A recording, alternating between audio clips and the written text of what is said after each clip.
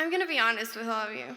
I was very nervous coming up here because let me tell you something, this is my first time talking in front of more than 20 people. And I'm telling you this knowing that 10 of those were potentially plushies. And my mom told me not to be nervous because somehow I'm no different from all of you. We're all humans, we all breathe air, we all make mistakes, we all commit errors. But I want to tell you a little story before I continue. More like a little anecdote that happened to me a few days ago. Something I found quite interesting. As I said, a couple of days ago, I went to a friend's house. My friend, she has a little brother. I was just chilling with my friend in the living room, nothing too crazy, and her little brother, he was playing on the floor, toys scattered around the entire floor, right? And so I naturally felt the curiosity to go up to him and ask him, what are you doing? What are you playing? And he looked at me and he said, I'm a CEO. And I was like, okay. I love that for you, but do you know what a CEO is? He looked at me offended, right? He just looked at me and he said, I'm a successful man. And I was like, okay. That's cool, but I was so curious. How do you play that? So, I asked him, and suddenly he grabbed all of his toys. He's just gathered them all together and shoved them towards me. And I looked at him confused, right? And he looked at me and he saw that and he started explaining with the sassiest voice ever. He started saying, you see all these cars? Because there were little toy cars, several. There were 2 little doll houses, and there was a lot of Monopoly money, which I do not know where he got from because my friend does not own a Monopoly money. But, we don't judge, right? He started explaining, very sassy. I do not know where he got his attitude from. But he started saying, do you see all of these cars, these little cars right here? They're all mine. These 2 mansions, they're mine too. And all of this money, it's mine too. And I didn't think much about it. I laughed it off, and then I just went back to sit down with my friend. But actually reminiscing about what my friend's little brother said, it is quite interesting how a kid can materialize success that much. Because, I find it successful to be solely standing in this stage, having the honor to talk to all of you. So if I find it successful to have a moment be lived, and that little kid finds it successful to have toys and houses and money, then what really is success? What's the purpose of it? Is it something to be materialized, or is it a moment to be lived? Well, my name is Gladyz Torre. I am 15 years old, and I'm here to discuss that with all of you. Do you ever feel like you're chasing something you can't even name? Like you're looking for answers to questions you haven't fully asked. Many say that searching or finding for your why or your purpose will solve everything magically. But what if this purpose or this why is not a destination? What if it's a journey, one uncertain step after another, filled with love, sorrow, regret? And many of these times after this journey, you even find yourself back where you started. These are the questions that revolve around the purpose of success. But what does success mean to you? Is it a grade? Is it a title? Is it an award? Have you sacrificed anything for success? Maybe sleep, a night out with friends, even peace of mind for the sake of a deadline or a goal.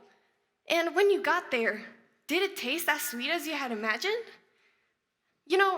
People don't often talk about how success is tied to approval, right? We crave recognition. We often only show the polished versions of ourselves. And, behind the scenes, we're often performing, trading time, trading sleep, trading a break for yourself, even only for a price. From a tender age, we've been often molded by the external benchmarks of success.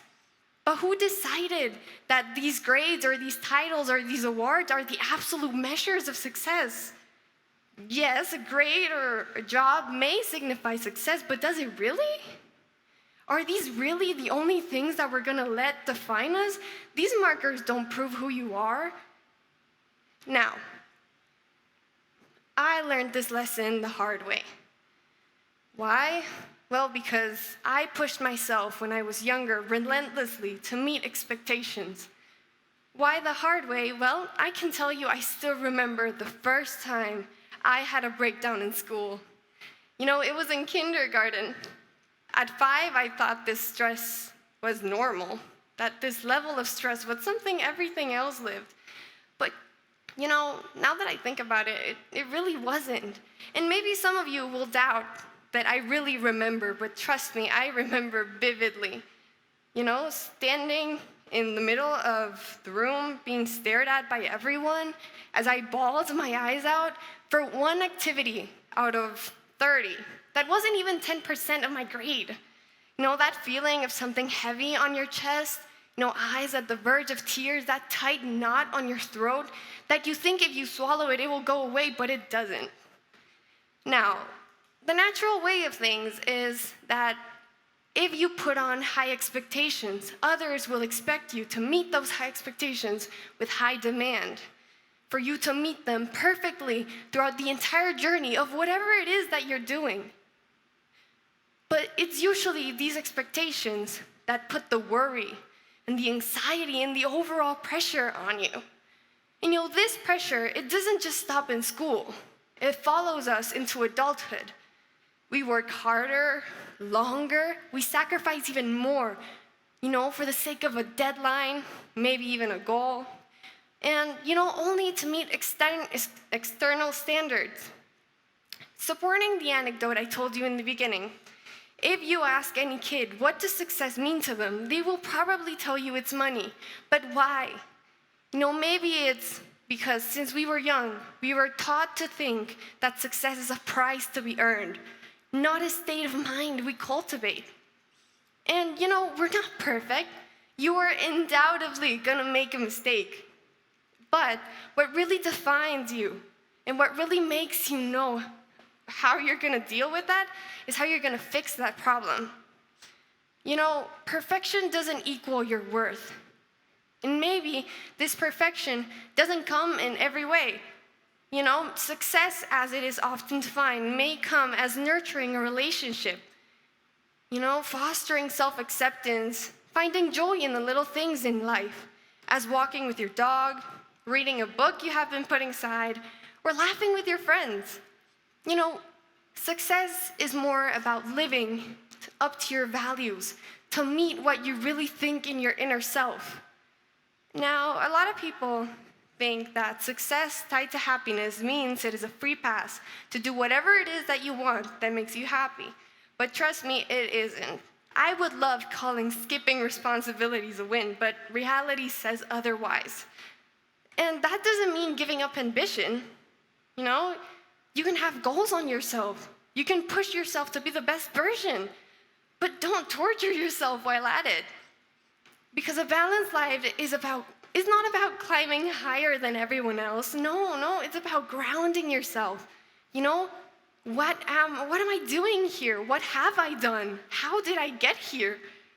And that's why I would like to invite you all to redefine what success means to you. I think that success is more about the intention and the connection woven into our lives. Now, I want you to reflect on something. When was the last time you stopped to celebrate a small victory? Like being kind to a stranger, calling a loved one, maybe even taking a break for yourself.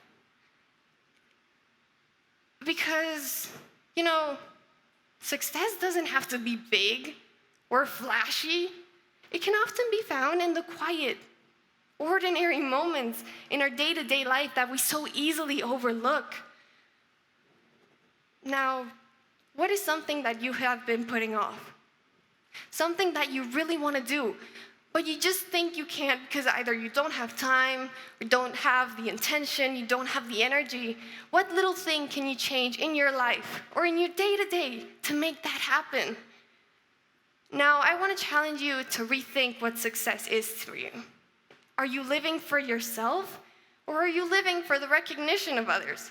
Because I think success is about moving through life with connection, fulfillment, and overall, with happiness. Thank you all for your attention.